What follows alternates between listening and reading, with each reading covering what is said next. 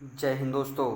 स्वागत है आपका अपने यूट्यूब चैनल एग्री जर्नी में। दोस्तों, आपको पता है कि मैं पहले भी क्वेश्चन सीरीज चला चुका हूं। MPPAT, ICAR, CUAT के लिए बहुत ही महत्वपूर्ण इंपॉर्टेंट टॉपिक है आपका एनिमल हस्बेंड्री का।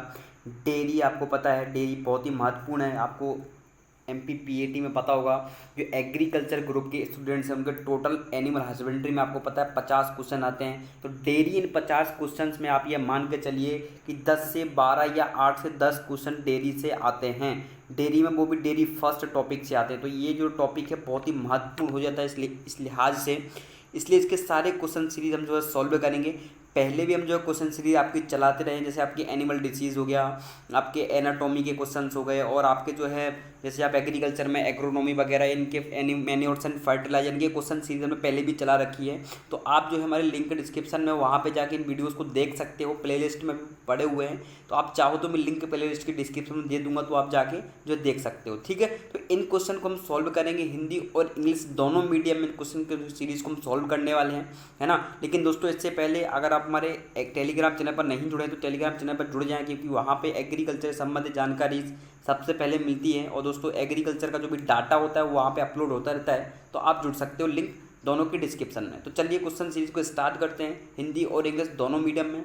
बहुत ही महत्वपूर्ण क्वेश्चन है, आप इन क्वेश्चन को एक बार जरूर सॉल्व करके देखिए। आप देख सकते हैं आपके पहले फर्स्ट क्वेश्चन से आपको क्वेश्चन का लेवल पता लग जाएगा कि क्वेश्चन का लेवल क्या रखा हुआ है मैंने। मोस्ट इंपॉर्टेंट क्वेश्चन है, इस पर भी स्टार लगा ले, वेरी वेरी इंपॉर्टेंट क्वेश्चन है। ठीक है, बहुत ही गहराई से पूछा हुआ क्वेश्चन ये, कि आपको क्वेश्चन बहुत कम देखने को मिलेंगे। मैं बोल रहा हूँ आप 10 क्वेश्चन से एक बार सॉल्व करके देखिए, आपको समझ में आ जाएगा क्वेश्चन का लेवल क्या है। ठीक है, तो चलिए क्वेश्चन को सॉल्व करते हैं। सबसे पहला आपका जो क्वेश्चन है, क्वेश्चन नंबर फर्स्ट, कि दोहन की अत्यधिक साफ सुथरी तथा कुशल विधि है, यानी दूध दोहने की विधि के बारे में अपने से पूछ रहा है। तो ये तो आपको पता है दूध दोहने की 3 विधि हैं। एक तो आपको पता है पूर्ण हस्त दोहन विधि, ठीक है, जिसको अपन क्या बोलते हैं, फिस्टिंग मेथड बोलते हैं, आपको पता होगा, है ना। जिसने भी पढ़ा होगा इस डेयरी के बारे में उनको बिल्कुल आराम से जानकारी होगी इस चीज़ के बारे में, जिसको अपन बोलते हैं फिस्टिंग मेथड, पूर्ण हस्त दोहन विधि। इसके बाद आपकी अंगूठा विधि आती है, अंगूठा विधि को इंग्लिश में क्या बोलते हैं, नकलिंग मेथड। थर्ड नंबर पे आपकी कौन सी विधि आती है, चुटकी विधि, जिसको अपन स्ट्रिपिंग मेथड ही बोलते हैं। तो ये आपकी थर्ड विधि है दूध दोहन करने की। ठीक है, तो इसमें से क्या पूछ रहा है कि दोहन की अत्यधिक साफ सुथरी और कुशल विधि पूछ रहा है अपने से, highly clean and skilled method of milking. तो मिल्किंग की कौन सी साफ सुथरी और बेस्ट विधि है, तो आपको पता है कि सबसे बेस्ट विधि आपकी जो है पूर्ण हस्त दोहन विधि मानी जाती है। यानी कौन सी विधि मानी जाती है, फिस्टिंग मेथड आपकी जो है सबसे बेस्ट मानी जाती है। बट फिस्टिंग मेथड में भी इसने 2 ऑप्शन दे रखे हैं, आप देख सकते हैं, शुष्क गीला पूर्ण हस्त विधि, शुष्क पूर्ण हस्त विधि, गीला अंगूठा विधि और शुष्क चुटकी विधि, यानी wet full hand method, dry full hand method. तो कौन से अपन जो है इसका करेक्ट आंसर होगा, तो सबसे अच्छी और साफ सुथरी जो विधि मानी जाती है वो है शुष्क पूर्ण हस्त विधि। याद रखिएगा, ड्राई फुल हैंड मेथड, ये इंपॉर्टेंट है दोस्तों, इसको याद रखिएगा। ड्राई अपने को बेड पे बिल्कुल भी नहीं जाना है, गिली विधि पे बिल्कुल भी नहीं जाना है, अपने को जाना है शुष्क और पूर्ण हस्त दोहन, यानी ड्राई फुल हैंड मेथड। तो ये अपने लिए बहुत ही इंपॉर्टेंट है क्वेश्चन, इसको याद रखिएगा। ठीक है, ए इस क्वेश्चन का आपका करेक्ट आंसर। वैसे आपको तीनों विधियों के बारे में तो आपको पता होगा, है ना। तो जो आपकी जो अंगूठा विधि होती है, इसमें क्या होता है कि थनैला रोग का संचार बहुत जल्दी होने की संभावना रहती है। तो क्वेश्चन में भी पूछ सकता है कि ऐसी बताइए, ऐसी कौन सी विधि जैसे थनैला रोग फैलने के ज़्यादा चांसेस रहते हैं, तो वो आपकी अंगूठा यानी नकलिंग मेथड एक ऐसी मेथड है जिससे थनैला रोग फैलने की अधिकतर संभावना रहती है। बट चुटकी मेथड भी एक अच्छी अपन मेथड मान सकते हैं, बट ये तब अच्छी होती है जब गाय पहली बार ब्याई हो, जब गाय ने पहली बार बछड़ा पैदा किया हो, पहली बार अपन खीस निकालते हैं, तब अपन निकालते समय चुटकी विधि का उपयोग कर सकते हैं। ठीक है, और अंतिम दूध निकालने में। तो ये सब चीज़ें इंपॉर्टेंट हैं, इन सब चीज़ों को याद रखिएगा। क्वेश्चन और फर्स्ट का आंसर अगर बात की जाए तो बी इस क्वेश्चन का आपका करेक्ट आंसर है। ठीक है, नेक्स्ट क्वेश्चन की साइड चले तो क्वेश्चन नंबर थर्ड आप सेकंड है कि गाय के दूध का हिमांक पूछा है। तो ये भी भाई इंपॉर्टेंट क्वेश्चन है कि गाय के दूध के लिए हिमांक का मान क्या होता है, freezing value of cow milk. तो गाय के मिल्क की फ्रीजिंग वैल्यू क्या होती है भाई, तो -0.55 सेल्सियस या -0.65 सेल्सियस या -0.50 सेल्सियस या -0.60 सेल्सियस। तो गाय के दूध का हिमांक, ये देखो तुक्का लगाने वाला क्वेश्चन है, तब आपको याद होगा तब ये क्वेश्चन बनेंगे। ठीक है, ये इंपॉर्टेंट क्वेश्चन भी है, ऐसे क्वेश्चन आते हैं एग्जाम में। तो गाय के दूध के लिए हिमांक मान क्या होता है, तो गाय के दूध का बेस्ट और सुटेबल हिमांक मान होता है आपका एक करेक्ट आंसर, यानी कितना होता है -0.550 सेल्सियस। इसको याद रखिएगा, ये बहुत ही इंपॉर्टेंट क्वेश्चन है ना। कितना, -0.55। तो ये इंपॉर्टेंट है। भैंस के दूध का भी अपने से पूछ सकता है ऐसे, तो भैंस के दूध का जो फ्रीजिंग वैल्यू होती है वो कितनी होती है, तो भैंस के दूध की फ्रीजिंग वैल्यू होती है 0.54 माइनस 0.549 डिग्री सेल्सियस, ये होती है भैंस के दूध की। इसको लिख लीजिएगा चीज़ों को, ठीक है। अगर हम ऐसी बात करें कोलेस्ट्रॉल की, कोलेस्ट्रॉल यानी खीस की अगर बात करें तो खीस का हिमा कितना होता है -0.558 से -506 सेल्सियस। तो ये किसका होता है, खीस का। इसको भी नोट डाउन कर लें, तो ये इंपॉर्टेंट है। क्वेश्चन नंबर सेकंड के आंसर की बात करें तो ए इस क्वेश्चन का आपका करेक्ट आंसर है, ठीक है। नेक्स्ट क्वेश्चन की साइड चलते हैं अपन, क्वेश्चन नंबर थर्ड। तो क्वेश्चन नंबर जो आपका थर्ड है ये बहुत ही इंपॉर्टेंट क्वेश्चन है भाई। सारे इंपॉर्टेंट क्वेश्चन है, सारे न्यू क्वेश्चन मैंने रख रखे हैं, आप देख सकते हैं क्वेश्चन का लेवल, ठीक है। अगर जिसने थोड़ी सी भी पढ़ाई की होगी तो उससे नॉर्मली क्वेश्चन तो बन जाएंगे, बट अधिकतर क्वेश्चन नहीं बनने वाले क्योंकि सारे न्यू क्वेश्चन है। आप देख सकते हैं बिल्कुल ताज़ा तरीन क्वेश्चन है डेयरी के। तो डेयरी आपको पता बहुत इंपॉर्टेंट टॉपिक है, अगर ये पढ़ के नहीं जा रहे तो आप एग्जाम देने मत जाना मेरे हिसाब से, क्योंकि बहुत सारे क्वेश्चन आते हैं इससे। तो क्वेश्चन नंबर थर्ड आपका बोल रहा है कि दूध की अम्लता ज्ञात करने के लिए कौन सा सूचक प्रयोग में लिया जाता है। Which indicator is use of determination of milk acidity, यानी मिल्क की अम्लता को ज्ञात करने के लिए किसका उपयोग किया जाता है भाई। तो मिथाइलिन ऑरेंज, मिथाइलिन ब्लू, फिनोल्फ्थालीन या फिर आपका मिथाइलिन रेड, तो किसका उपयोग किया जाता है भाई दूध की अम्लता पता करने के लिए। तो याद रखिएगा हमेशा दूध की अम्लता पता करने के लिए फिनोल्फ्थालीन का उपयोग करते हैं। सी जो है इस क्वेश्चन का आपका करेक्ट आंसर है, दूध की अम्लता हमेशा फिनोल्फ्थालीन से ज्ञात करते हैं। बट अगर जीवाणु के लिए टेस्ट पता करना हो तो मिथाइलिन ब्लू से टेस्ट पता करते हैं। जीवाणु को अगर पता लगाना है अपने को कौन सा जीवाणु जीवित है कौन सा मरा हुआ है, तो जीवाणु संख्या पता, काउंटिंग नंबर पता करने के लिए मिथाइलिन ब्लू टेस्ट का उपयोग करते हैं। जैसा आपने सुना होगा MBR जिसको बोलते हैं, मिथाइल ब्यूटाइल रेजिस्टेंट टेस्ट। तो इसके बारे में आपने सुना होगा जब आप टॉपिक पढ़ोगे एनिमल ब्रीड करके, तो उसमें आपको ये मिल जाएगा, ठीक है। बाकी क्वेश्चन नंबर थर्ड का आपको सी जो है करेक्ट आंसर है। अपन चलते हैं अपने नेक्स्ट क्वेश्चन की साइड। तो क्वेश्चन नंबर आपका 4 है। तो क्वेश्चन नंबर 4 में क्या बोल रहा है भाई, क्वेश्चन नंबर 4 में ये बोल रहा है कि मुर्रा भैंस के दूध में कितने प्रतिशत जल पाया जाता है। अब स्पेसिफिक किसने दे दिया कि मुर्रा का पूछ लिया भाई, आप देख सकते हैं स्पेसिफिक इन्होंने पूछ लिया कि मुर्रा भैंस के दूध में कितने प्रतिशत जल पाया जाता है। इस चार्ट को अपन याद करके रखिएगा, गाय का पूरा याद होना चाहिए, भैंस का चार्ट, चारों का कम से कम चार्ट तो याद होना चाहिए, किसी का याद हो ना हो, बट गाय भैंस भेड़ और बकरी इनका चारों का ये अपने को याद होना चाहिए। हर साल हर ईयर्स क्वेश्चन इससे आए हुए हैं, ये याद रखिएगा, वेरी वेरी इंपॉर्टेंट है ये चीज़ अपने लिए। तो इस चार्ट को अपने को याद करके जाना कि मुर्रा भैंस के दूध में कितने प्रतिशत जल पाया जाता है।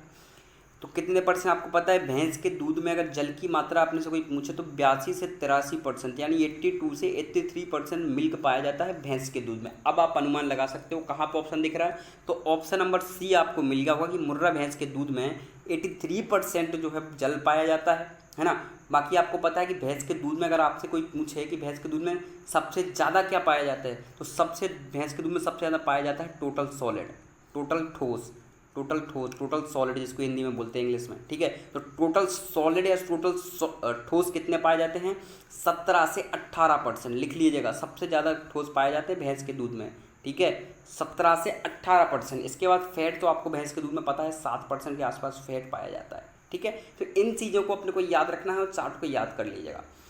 नेक्स्ट अपन बात करें क्वेश्चन नंबर 5 की। तो क्वेश्चन नंबर आपका 5 है कि ऑपरेशन फ्लड कितने चरणों में पूरा किया गया। Operation flood is completed in how many steps. तो ऑपरेशन फ्लड आपको पता है, ऑपरेशन फ्लड में क्या हुआ था, ये तीनों चरण जो चले थे ऑपरेशन फ्लड में, 3 चरण चले थे। आपको तीनों चरण के बारे में आपने पढ़ा होगा, प्रथम चरण, द्वितीय चरण और तृतीय चरण। ये चरण अलग अलग सन में चले थे। वैसे आपको ये सब चीज़ों के बारे में जानकारी होगी, आपने पढ़ा होगा। बस सबसे इम्पोर्टेंट बात ये है जानने के लिए कि प्रथम चरण कब स्टार्ट हुआ था। तो प्रथम चरण जो स्टार्ट हुआ था 1970 से 1978 तक प्रथम चरण चला था। याद रखना ये चीज़ें, फालतू में नहीं लिख रहा हूँ, अपने लिए बहुत इंपॉर्टेंट है। प्रथम चरण 1970 से 1978 तक चला। सेकंड चरण कब चला भाई, सेकंड चरण 1978 से 1900 तब तक चला, 1985 तक जो है आपका सेकंड चरण चला, ठीक है। अगर आपसे कभी पूछे कोई थर्ड चरण कब तक चला, तो थर्ड चरण आपका 1985 से कब तक, 1985 से 1993 तक जो है आपका तीनों चरण चले। तो फर्स्ट चरण 1970 से 1978, सेकंड 1978 से 1985, थर्ड 1985 से 1993 तक, ये तीनों चरण चढ़े ऑपरेशन फ्लड में। तो याद रखना आपको 3 चरण। डी जो आपको क्वेश्चन नंबर 5 का करेक्ट आंसर है, ये इंपॉर्टेंट है अपने लिए, ठीक है। नेक्स्ट अपन बात करें क्वेश्चन नंबर 6 की, तो क्वेश्चन नंबर आपका 6 है कि नाइट्रेट परीक्षण दूध में कितने अपमिश्रण को दर्शाता है। विच एडल्ट्रेशन इन मिल्क डिटरमाइंड व नाइट्रेट टेस्ट। तो नाइट्रेट परीक्षण किसके अपमिश्रण को दर्शाता है, तो आपको पता है कि नाइट्रेट परीक्षण जो है अपने पानी की मात्रा को दर्शाता है, पानी के अपमिश्रण को दर्शाता है। ये इस क्वेश्चन का आपका करेक्ट आंसर है, ठीक है। बट आपको स्टार्च का भी पता रखना चाहिए कि स्टार्च पता लगाने के लिए किसका उपयोग किया था, आयोडीन टेस्ट किया जाता है, लिख लीजिएगा। आयोडीन टेस्ट किया जाता है किसका पता लगाने के लिए, दूध में स्टार्च या आटे की मात्रा का पता करने के लिए। दूध में आटा या स्टार्च तो नहीं मिला है, तो ये जब आप आयोडीन टेस्ट करोगे तो आपको पता लग जाएगा कि दूध में किसका अपमिश्रण हुआ है, ठीक है। ये अपने लिए इंपॉर्टेंट है, बाकी इस क्वेश्चन का याद रखिएगा, ठीक है। क्वेश्चन का लेवल बहुत अच्छा है। दूध में कमी होती है, milk is the poor source of. दूध में किसकी कमी होती है, मोस्ट इंपॉर्टेंट क्वेश्चन, स्टार लगा ले भाई। दूध में किसकी कमी होती है, तो दूध में आपको पता है कि विटामिन ए और कैल्शियम तो पर्याप्त मात्रा में पाया जाता है, विटामिन सी और पोटेशियम। तो विटामिन सी भाई, विटामिन सी तो दूध में नहीं होता बट पोटेशियम पाया जाता है। विटामिन सी और आयरन, जी हाँ बिल्कुल, दूध में विटामिन सी और आयरन बिल्कुल भी नहीं पाए जाते हैं, ये दोनों जो है अपसेंट होते हैं दूध में। इसको लिख लीजिएगा, इंपॉर्टेंट क्वेश्चन है ये। क्वेश्चन नंबर जो है आपका 7 का सी आपका करेक्ट आंसर है, ठीक है। नेक्स्ट अगर क्वेश्चन की बात करें, बट दोस्तों इससे पहले सेशन को एक बार लाइक जरूर कर दें और चैनल को सब्सक्राइब कर दें, क्योंकि ऐसी इंटरेस्टिंग वीडियो जो है हमारे यूट्यूब चैनल पर आपकी मिलती रहेंगी। तो चैनल को एक बार सब्सक्राइब कर दें और वीडियो को लाइक कर दें, क्योंकि बड़ा मोटिवेशन मिलता है इन सब चीज़ों से, ठीक है। क्वेश्चन नंबर 8 आपका क्या बोल रहा है, तो क्वेश्चन नंबर 8 बोल रहा है कि भाई ये बहुत अच्छा क्वेश्चन है, बहुत इंपॉर्टेंट है। ये क्वेश्चन मैंने डाला ही था भाई, ये डिफिकल्ट क्वेश्चन है, बहुत अच्छा क्वेश्चन है, आईएमपी क्वेश्चन है ये, ठीक है। इस पर स्टार लगा ले, क्वेश्चन पे आईएमपी क्वेश्चन है ये, ठीक है। तो इंपॉर्टेंट क्वेश्चन है, इस पर स्टार लगा ले। कौन सा क्वेश्चन है भाई, कौन से मौसम में प्राप्त दूध में वसा अधिक प्राप्त होता है। हाई मिल्क फैट ऑब्टेन इन विच सीजन। कौन से सीजन या कौन से मौसम में दूध में वसा अधिक होता है। तो आपने एक कंसेप्ट पढ़ा होगा कि कोई भी गाय या कोई भी भैंस जब दूध अधिक देती है तो क्या होता है, उसमें मिल्क में फैट परसेंटेज कम हो जाता है। ये आपने थ्योरी पढ़ी होगी, है ना, कि जब कोई भैंस या गाय जब दूध अधिक देती है तो उसमें क्या हो जाता है, मिल्क परसेंटेज कम हो जाता है, ठीक है। जैसे कि आपको पता है स्विट्जर जो आपकी HF है, HF आपने ब्रीड सुनी होगी, होल्स्टीन फ्रीजियन, ये 5500 लीटर दूध प्रति ब्याज देती है। तो इसके दूध में क्या होगा, जितना अधिक दूध उत्पादन करेगी उतना कम वसा होगा, ठीक है। तो इसलिए क्या पूछ रहा है कि भाई कौन से मौसम में प्राप्त दूध में वसा अधिक होता है। भाई दूध जब कम प्राप्त होगा तो आपको पता है पशु समर सीजन में यानी गर्मी के सीजन में दूध बहुत कम प्रोडक्शन करते हैं दूध का, तो उसी टाइम पे दूध में वसा सबसे ज़्यादा होती है। तो ये क्वेश्चन बहुत ही इंपॉर्टेंट क्वेश्चन है। क्वेश्चन नंबर 8 का करेक्ट आंसर क्या है, ए इस क्वेश्चन का आपका करेक्ट आंसर है। ठंडियों में पशु क्या करते हैं, दूध प्रोडक्शन ज़्यादा करते हैं तो वसा परसेंटेज अपने को कम मिलता है। तो इस क्वेश्चन को याद रखिएगा, बहुत ही इंपॉर्टेंट क्वेश्चन है, इसलिए मैंने डाला था कि आप लोगों को इसके बारे में थोड़ी नॉलेज मिले, ठीक है। नेक्स्ट आपका क्वेश्चन बात करें क्वेश्चन नंबर 9 का, तो क्वेश्चन नंबर 9 आप देख सकते हैं, कौन से पशु का गर्भ अवस्था, ये आप देख सकते हैं, है ना, बहुत ही इंपॉर्टेंट क्वेश्चन है ये, कि कौन से पशु का गर्भावस्था काल सबसे कम दिन का होता है। Gestation period of which animal, यानी सबसे कम कौन से पशु का जो है गर्भावस्था काल होता है। तो गाय का आपको पता है, भैंस का भी आपको पता है, बकरी का भी आपको पता है, बकरी का और भेड़ का 150 दिन का होता है, ये आपको पता है। बट सबसे कम अगर किसी का होता है तो वो होता है आपके सुअर का, 114 दिन का होता है। कितने दिन का, 114 दिन का होता है, सबसे कम डेज का इनका माना जाता है सुअर का। सबसे अगर सीमन किसी का पतला होता है तो सबसे ज़्यादा अगर किसी का सीमन, आपसे क्वेश्चन कभी पूछ ले कि सबसे ज़्यादा पतला सीमन किसका होता है, सीमन यानी वीर्य, सबसे ज़्यादा पतला वीर्य सीमन जो है सुअर का ही होता है, ये याद रखिएगा। बहुत ही इंपॉर्टेंट क्वेश्चन है ये अपने लिए, ठीक है। एग्जाम से संबंधित क्वेश्चन ऐसे ही पूछे जाते हैं, ठीक है। तो क्वेश्चन नंबर जो आपका 9 है, इसका डी आपका जो है करेक्ट आंसर रहेगा, ठीक है। नेक्स्ट अपन बात करते हैं क्वेश्चन नंबर 10 के बारे में। तो क्वेश्चन नंबर 10 आपका है कि स्वच्छ दूध में स्वच्छ उत्पादन के लिए वांछनीय है। वांछनीय का मतलब यहाँ पे क्या है, तो वांछनीय यहाँ पे मतलब है सही है, ठीक है। दूध में दूध के स्वच्छ उत्पादन के लिए क्या सही है, वांछनीय का मतलब है क्या सही है। Which of the following condition of milk cleaning milk production, यानी दूध के स्वच्छ उत्पादन के लिए क्या क्या करना चाहिए। तो सकरे मुंह वाले बर्तन का उपयोग करना चाहिए, बिल्कुल करना चाहिए भाई, सही है। दूध दोहने के सिर पर टोपी होनी चाहिए, बिल्कुल भाई, ग्वाले के सिर पर टोपी भी होनी चाहिए, है ना, क्लीन अगर दूध उत्पादन करना है तो। पशुशाला के फर्श एवं मूत्र नालियों का जीवाणुनाशक, बिल्कुल भाई, स्टरलाइजेशन होना चाहिए भाई, प्रतिदिन नालियों की सफाई होनी चाहिए, ठीक है। और उपरोक्त में सभी, बिल्कुल ऑल ऑफ दीज, इसका करेक्ट आंसर आपका क्या होगा, ऑल ऑफ दीज, यानी ये सभी कार्य होने चाहिए, तभी आपको स्वच्छ दूध उत्पादन होगा। तो क्वेश्चन नंबर 10 का क्या है, डी आपका जो है करेक्ट आंसर रहेगा, ठीक है। नेक्स्ट अपन बात करते हैं क्वेश्चन नंबर 11 की। तो क्वेश्चन नंबर 11 भाई क्या बोल रहा है, तो क्वेश्चन नंबर 11 बोल रहा है कि खीस का स्वाद तीखा होने का मुख्य कारण क्या है भाई। खीस आपको पता है, खीस यानी पेबसी भी इसको अपन बोलते हैं, खीस को अपन पेबसी भी बोलते हैं, ये लिखा हुआ पेबसी, इसको अपन कोलेस्ट्रॉल भी बोलते हैं। तो याद रखिएगा कि खीस का तीखा होने का मुख्य कारण क्या है, क्यों जो है तीखा, खीस जो है तीखी होती है। दूध का तो आपको पता है दूध मीठा होता है स्वाद में, पर खीस क्यों जो है तीखी होती है।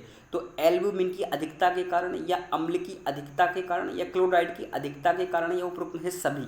तो सीधी सी बात है भाई कि खीस क्यों तीखी होती है, तो खीस का तीखा होने का सबसे इम्पोर्टेंट कारण है क्लोराइड की अधिकता। ये लिख लिया, मोर क्लोराइड, यानी क्लोराइड की अधिकता होती है, इसीलिए स्वाद में तीखा होता है खीस। वैसे आपको पता है कि खीस की नेचुरल अम्लता यानी नेचुरल एसिडिटी कितनी होती है, तो 0 पूछ सकता है एग्जाम में, लिख लिएगा 0.20 से 20, 0.20 से 0.24 इसकी नेचुरल एसिडिटी होती है। किसकी होती है ये, खीस की।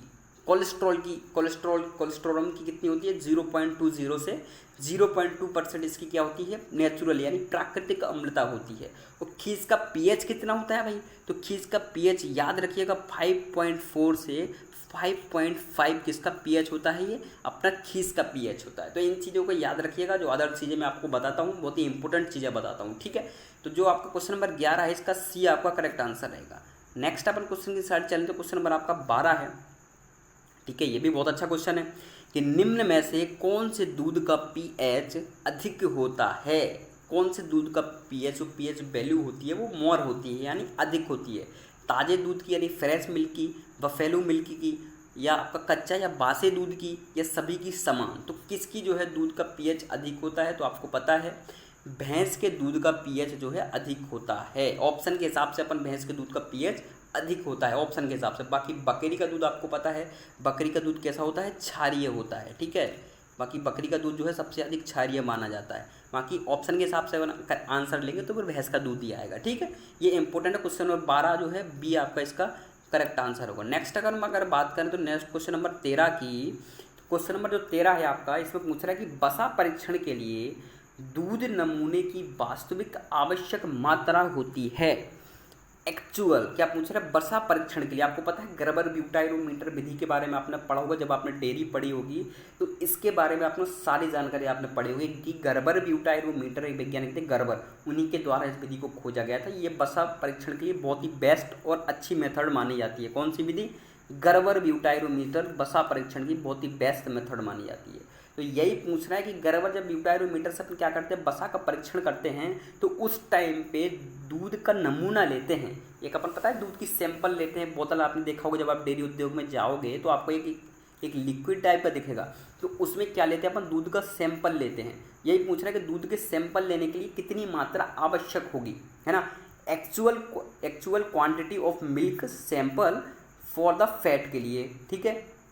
तो कितना होगा भाई, 10 ml या 11 ml या 10.75 ml या 11.25 ml। तो एक्चुअल यानी जो वास्तविक आवश्यकता होती है नमूने की, वो होती है 10.75 ml। ये इंपॉर्टेंट है, इसको याद रखिए। कितनी होती है, 10.75 ml वास्तविक आवश्यक मात्रा होती है वसा परीक्षण में दूध के नमूने की। बाकी आपको पता है बेसिकली कितने ml लेते हैं, 11 ml, बट इसने ऑप्शन में अपने से पूछा वास्तविक आवश्यकता। तो वास्तविक आवश्यकता जो होती है वो 10.75 ml होती है। तो क्वेश्चन नंबर 13 का अपन कौन सा, सी करेक्ट आंसर है इसका, ठीक है।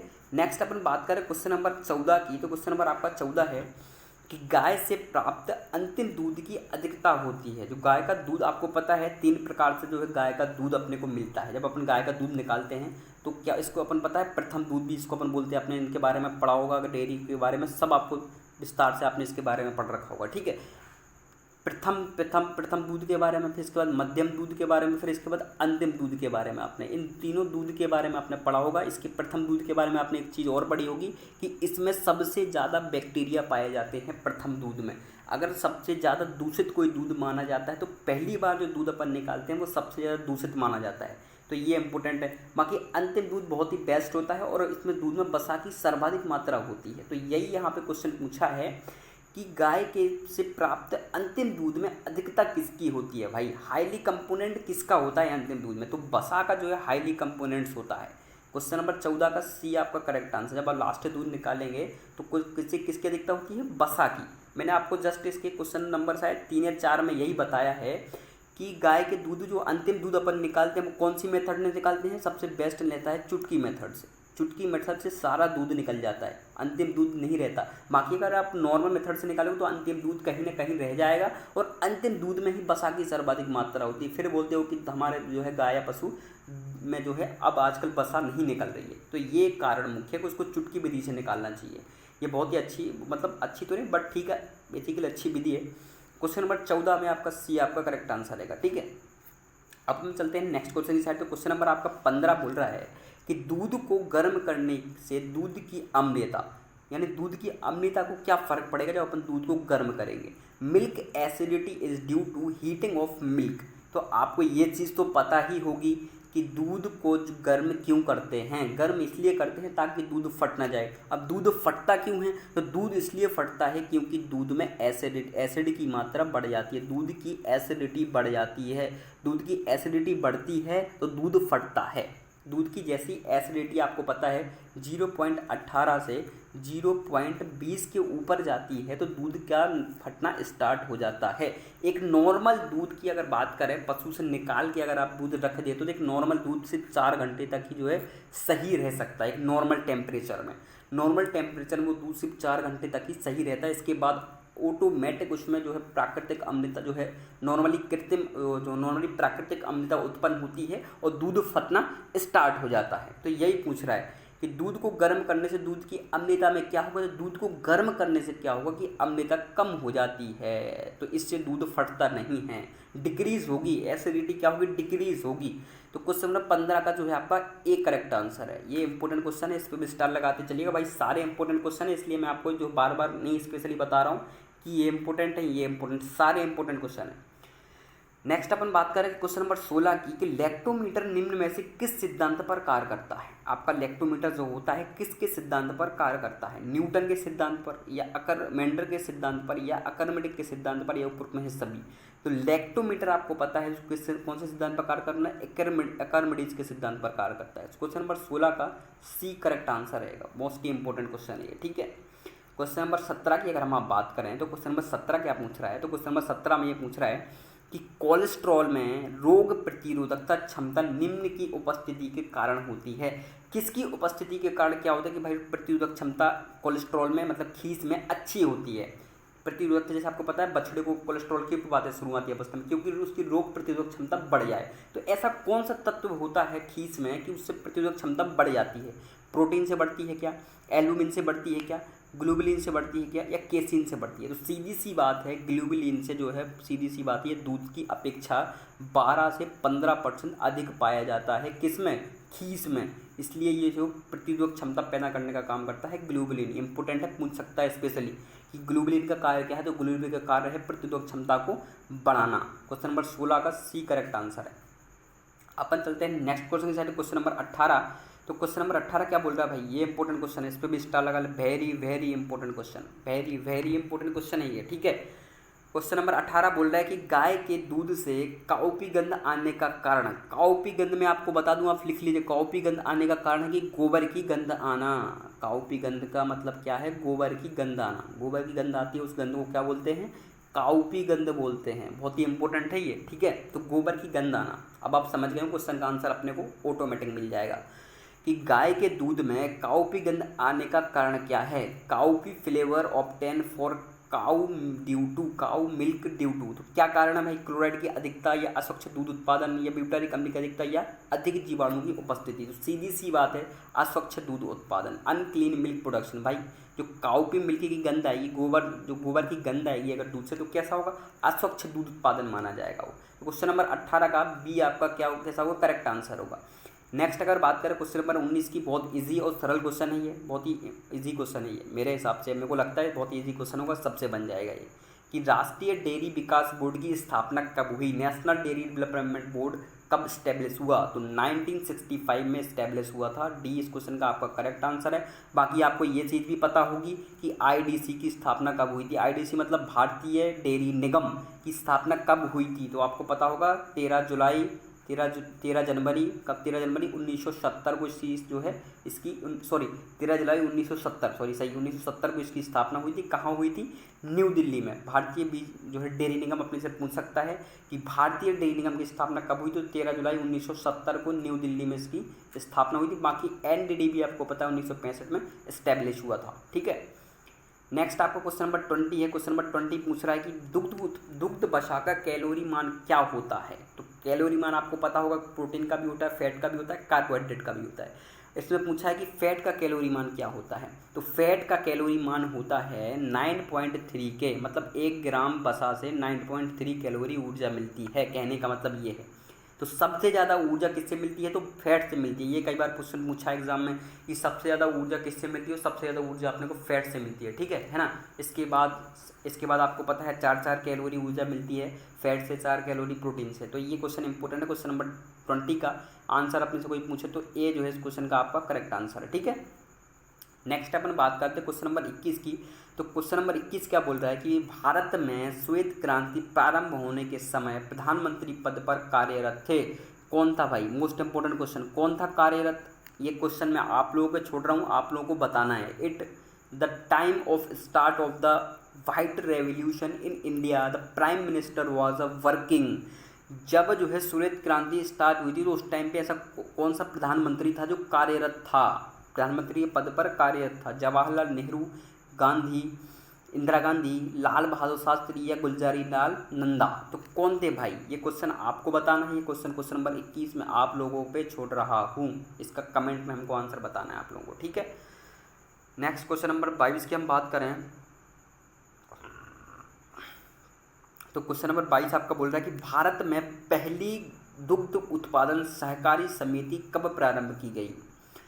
When was the first milk production corporative society start in India? तो कब की गई थी? तो ये की गई थी आपको पता है 1913 में। बी जो है इस क्वेश्चन का आपका करेक्ट आंसर है। फर्स्ट इंडिया में कब हुई थी? स्टैब्लिश हुई थी तो 1913 में स्टैब्लिश हुई थी। इसका आंसर अपने को याद रखना है, बहुत ही इंपॉर्टेंट क्वेश्चन है ये। ठीक है ना। कब हुई थी? 1913 में स्टैब्लिश हुई थी।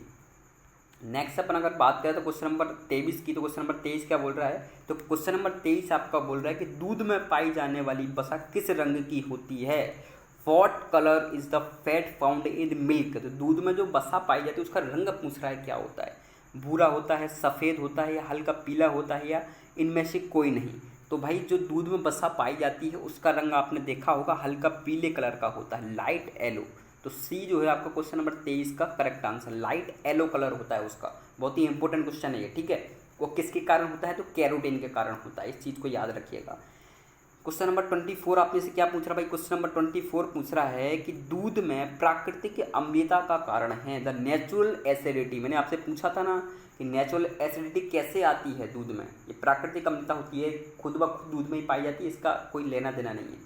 The natural acidity is milk due to. तो किसके कारण होती है भाई नेचुरल प्राकृतिक अम्लता? ये क्वेश्चन बार बार पूछा हुआ है एग्जाम में और कई बार स्टूडेंट्स ने क्वेश्चन को गलत किया। तो मोस्ट इंपोर्टेंट क्वेश्चन है ये। ठीक है। क्योंकि अधिकतर लोग कुछ का कुछ लगा के आ जाते हैं आंसर, जबकि आंसर कुछ और ही रहता है।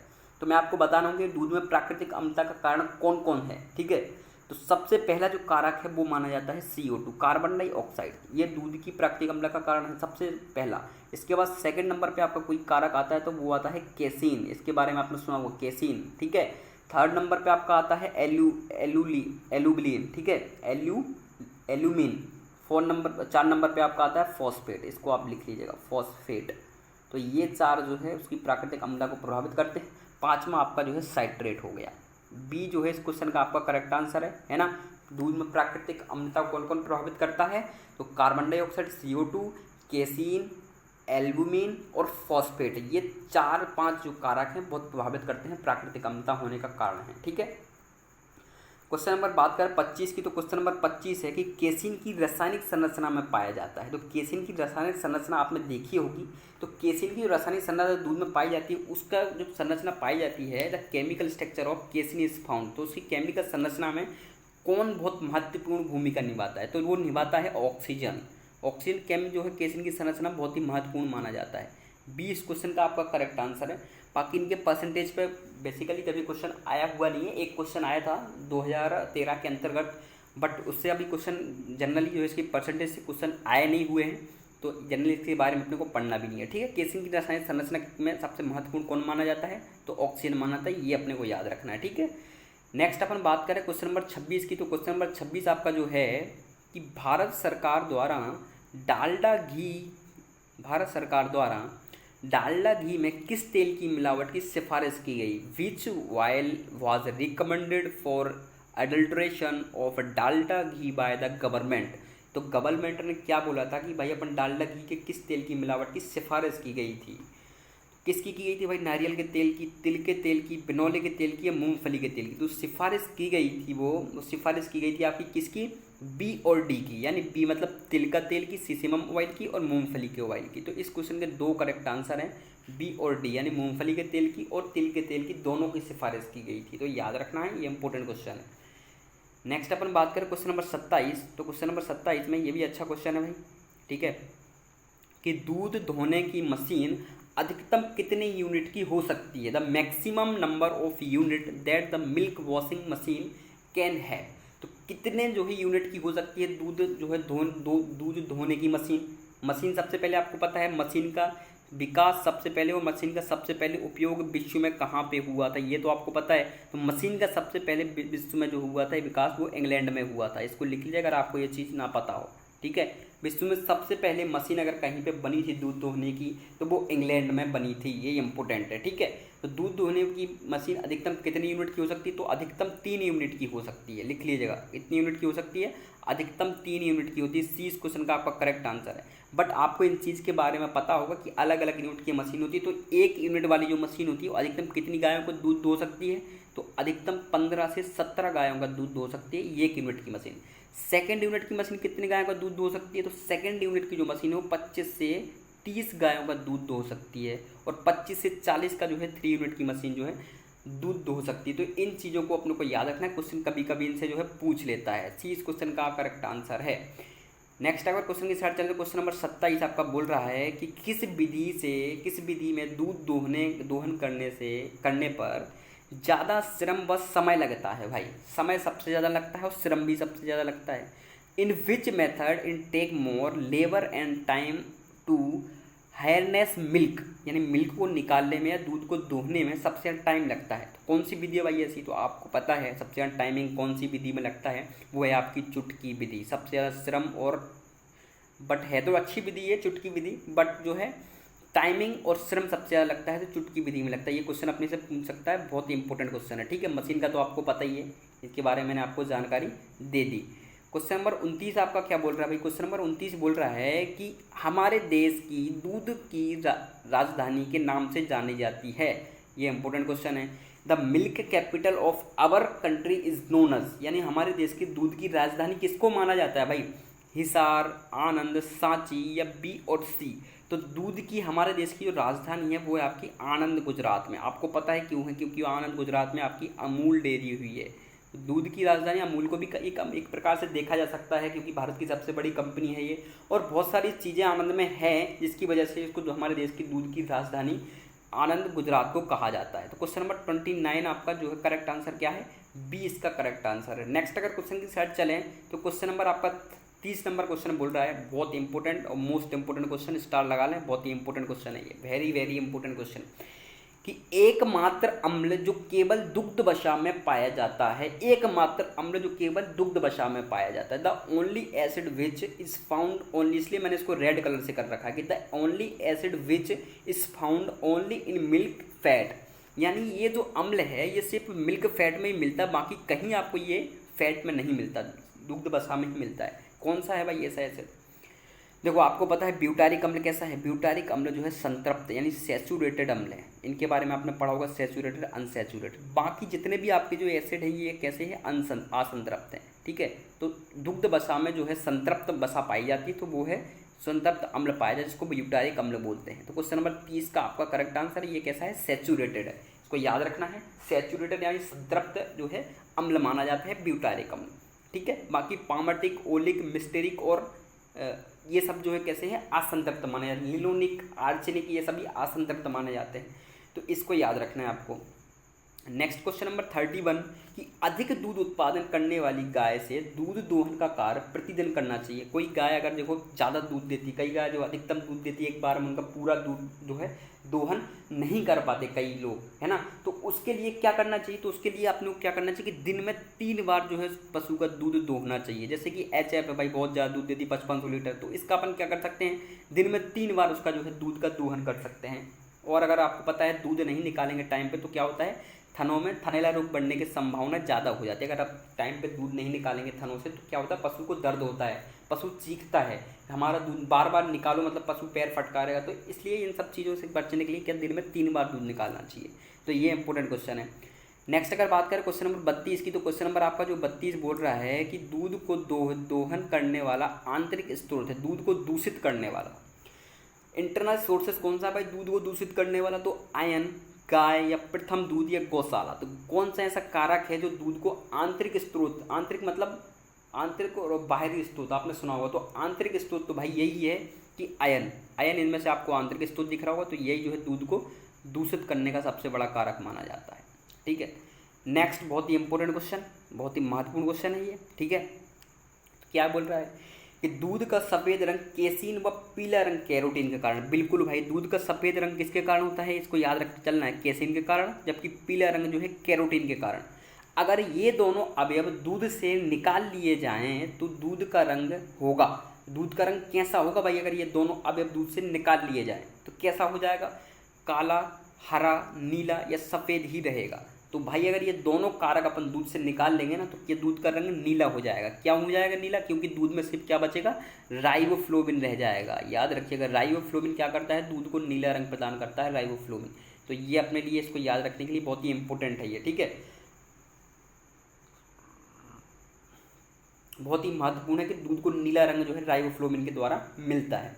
तो दूध कैसा हो जाएगा?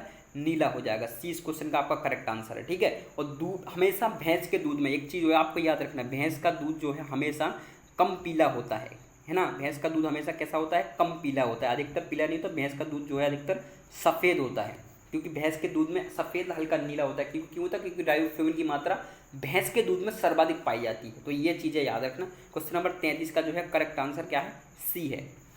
अब अपन बात करते हैं क्वेश्चन नंबर 34 का। तो क्वेश्चन नंबर 34 क्या है कि दूध में उपस्थित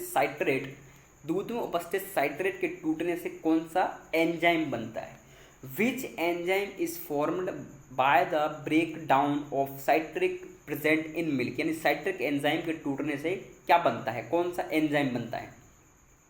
तो वो आपका जो एंजाइम बनता है वो बनता है डाइएसिटाइल। याद रखना, डाइएसिटाइल बहुत ही इंपॉर्टेंट है। ये डाइएसिटाइल एंजाइम बनता है जो आपकी साइट्रेट के टूटने पर बनता है। ये क्वेश्चन पूछे जाते हैं ऐसे क्वेश्चन, ठीक है।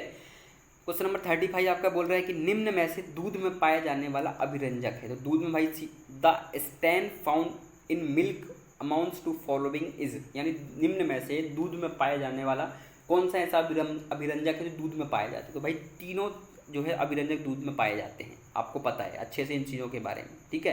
35 का डी आपका करेक्ट आंसर रहेगा, ठीक है। ये भी इंपॉर्टेंट क्वेश्चन है। ये ऐसे क्वेश्चन कभी कभार भी आते हैं एग्जाम में, बट ऐसे क्वेश्चन अधिकतर नहीं पूछे जाते हैं, बहुत कम क्वेश्चन ऐसे आते हैं। भैंस के 1 लीटर दूध का भार होता है the weight of 1 litre of milk of a buffalo. यानी भैंस के 1 लीटर दूध का भार कितना होता है? ग्राम में पूछा है भार, तो भार होता है 1030 ग्राम। याद रखना कितना होता है? भैंस के 1 लीटर दूध का 1030 ग्राम होता है, ठीक है। गाय का अगर पूछे तो 980 ग्राम। कितना? 980 ग्राम किसका होता है? गाय का। भैंस का दूध थोड़ी भारी होता है, तो इस चीज़ को याद रखना, ठीक है। क्वेश्चन नंबर 37 की अगर हम बात करें तो क्वेश्चन नंबर 37 है कि दूध का वह अवयव, स्टार लगा ले भाई, इंपॉर्टेंट क्वेश्चन है। दूध का वह अवयव जो सबसे अधिक परिवर्तनशील है, the component of milk which is the most variable, यानी सबसे ज़्यादा परिवर्तनशील है, कौन सा ऐसा है भाई? फैट। आपने इसके बारे में आपको अच्छे से पता होगा, फैट सबसे ज़्यादा परिवर्तनशील है। मैंने आपको बताया था ना कि मौसम के हिसाब से फैट घटता बढ़ता रहता है। बहुत सारे फैक्टर और कारक होते हैं भाई फैट को प्रभावित, बहुत सारे कारक और फैक्टर प्रभावित करते हैं। उम्र प्रभावित करती है पशु की, पशु का खाना पीना, सब चीज़ जो है प्रभावित करती है फैट को। तो ये इंपोर्टेंट क्वेश्चन है। क्वेश्चन नंबर 37 का सी करेक्ट आंसर है।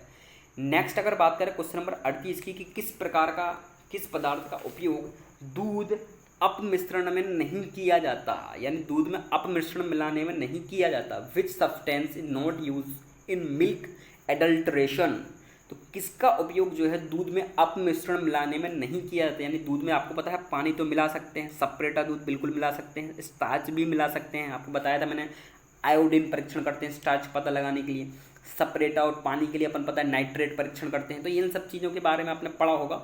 और दही नहीं अपन मिला सकते, इसको याद रखना। दही को अपन कहाँ मिलाएंगे? दही मिलाएंगे दूध फट नहीं जाएगा। कर्ड, दही जो है एक माध्यम का काम करता है, ठीक है। तो ये इंपॉर्टेंट है। लैक्टोबैसिलस आपको पता होगा, सब इनके बारे में आपने पढ़ा होगा, जनरली बेसिकली चीज़ें हैं ये सब। एल्कोहलिक पॉजिटिव कहा जाता है भाई, किसको एल्कोहलिक पॉजिटिव कहा जाता है? तो आपको पता है ये जब आप खीस और दूध में अंतर पढ़ेंगे तो इन चीज़ों में आपको मिल जाएगा ये सब चीज़ें कि किसको एल्कोहलिक पॉजिटिव और किसको एल्कोहलिक निगेटिव कहा जाता है। फिलहाल में यहाँ पे पूछा है कि एल्कोहलिक पॉजिटिव किसको कहते हैं, तो एल्कोहलिक पॉजिटिव आपको पता है कोलेस्ट्रम को कहते हैं। बी जो है इस क्वेश्चन का आपका करेक्ट आंसर है। और एल्कोहलिक निगेटिव अगर पूछे तो एल्कोहलिक निगेटिव और मिल्क को कहते हैं, इसको याद रखना। निगेटिव किसको कहते हैं? तो निगेटिव जो है एल्कोहलिक जो है मिल्क होता है, इसको अपन जो है क्या बोलते हैं? निगेटिव बोल के। तो इस चीज़ को याद रखना इंपॉर्टेंट है, ठीक है। नेक्स्ट अपन बात करें question number, last question session का 40 नंबर क्वेश्चन की, साधारणतः दूध में क्लोराइड की मात्रा कितने प्रतिशत होती है? Generally what is the percentage of chloride in milk, तो मिल्क में कितने परसेंट क्लोराइड की मात्रा होती है? बेहद मोस्ट इंपोर्टेंट क्वेश्चन। तो क्लोराइड की मात्रा दूध में अगर कोई पूछे तो 0.04% जो है क्लोराइड की मात्रा होती है। खीस में क्लोराइड जबकि इसकी अपेक्षा अधिक होता है। कोई अपने से पूछे तो खीस में जो है इसकी अपेक्षा अधिक होता है। अधिक कितना होता है? 0.4 के आसपास जो है खीस की क्लोराइड की मात्रा खीस में होती है। तो ये 40 क्वेश्चन बहुत ही इंपॉर्टेंट क्वेश्चन हैं। इनको आपने, मैं आशा करता हूँ कि आपने जो है इन क्वेश्चनों से बहुत कुछ सीखा होगा। लेकिन चैनल को एक बार सब्सक्राइब जरूर कर दें, क्योंकि बड़ी मेहनत लगती है क्वेश्चंस को बनाने में। और आपका टाइम और समय देने के लिए बहुत बहुत धन्यवाद। बहुत बहुत आप लोगों का साथ देने के लिए बहुत बहुत धन्यवाद। वीडियो को पूरा देखें, बहुत ही इंपॉर्टेंट क्वेश्चन सीरीज़ है, ठीक है। जिन लोगों ने देखा होगा उनको बहुत फ़ायदे होंगे क्वेश्चन से। क्वेश्चन सीरीज़ बहुत ही इंपॉर्टेंट है। बाकी आप जो मैंने क्वेश्चन आपको एक पेंडिंग में रखा उसका आंसर मैं कमेंट में आप लोग ज़रूर दें।